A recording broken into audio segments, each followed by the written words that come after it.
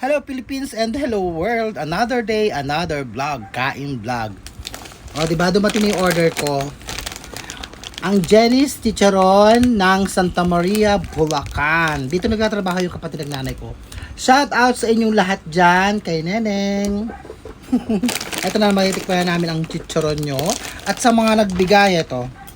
Maraming salamat sa iyo, girl. Teresa Flores, ang CG ni Tito Piad sa Magpapalayok.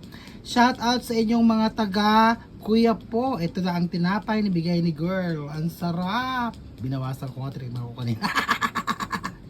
At ang chocolate na bigay ni Tito Avindanyo sa Sumakabsur. Oh, thank you. May pangalan pa talaga, oh. At ang sukang bigay ni Tita Piad, mama ni Dan Piad sa Magpapalayok. Thank you sa suka.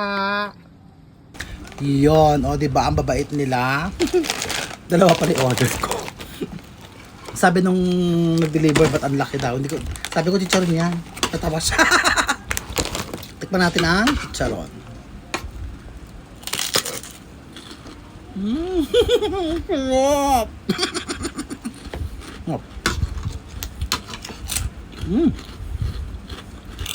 Ulam ni Maron.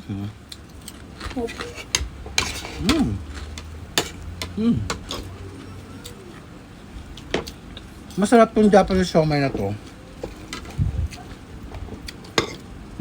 Kalahating kilo, 100 pesos. Kila Tito Piad, sabi niya 90 lang daw sa kanila. Harap. Itong Japanese. Harap.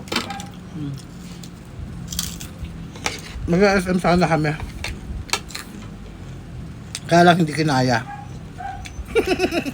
Dahil ko presente. Nakarating ako rito sa bahay 4. Magko-4 na ka, no? O, diba? Malis ako ng bahay alas 7.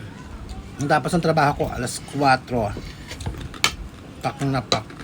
Ilang oras lang pahinga ko. Ilang oras. Nagpahinga lang ako ng 30 minutes. Diba? Nae.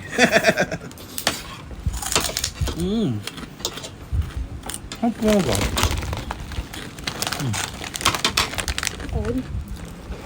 Sige, hanggang dito lang. I love you all. And I thank you.